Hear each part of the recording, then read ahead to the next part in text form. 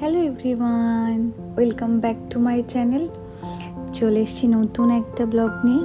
এই দিনটা আমার কাছে অনেক স্পেশাল, তাই ভাবলাম তোমাদের সাথেও শেয়ার করি। 2023-এ 5ই জুলাই আমাদের 4 হাত এক হয়েছিল।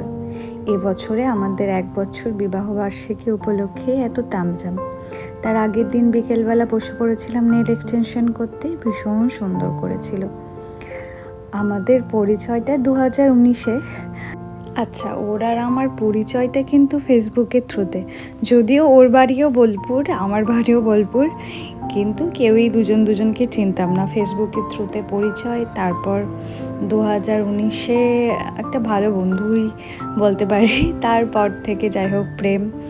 তো 2023-এ আমাদের বিয়ে হয়। এই বিয়ে মানে প্রেম থেকে বিয়ে জার্নিটা কিন্তু একটু ডিফিকাল্ট ছিল। যাই হোক, তো আগের দিন মানে রাত্রেবেলা ডিনার হচ্ছিল আর কি, এই যে লুচি ছাকা হচ্ছিল।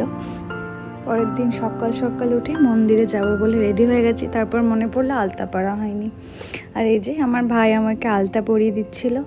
আজ বলে না, বরাবর মানে বিয়ের আগেও আমার ভাই আমার প্রচুর হেল্প করে দিত।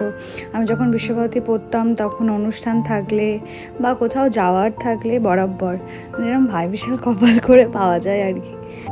তারপর আমরা রেডি হয়ে বেরিয়ে গেছিলাম পুজো দেওয়ার জন্য। আর যাওয়ার পথে ত্রিভঙ্গ থেকে একটু মিষ্টি নিয়ে নিচ্ছিলাম, আর সেদিন বৃষ্টিও হচ্ছিল।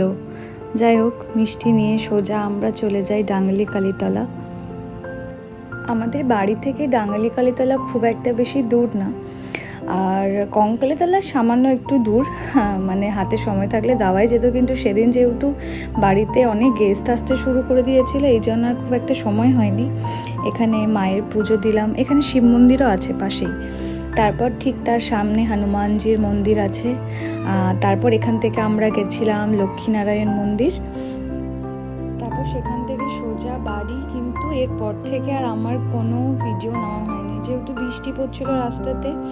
আর তারপর হচ্ছে অনেক গেস্ট আসতে শুরু হয়ে গেছিলো। তারপর আমি বাড়ি গিয়ে মেকআপে বসে গেছিলাম, আর মেকআপটা আমার ননদ করে দিয়েছিল।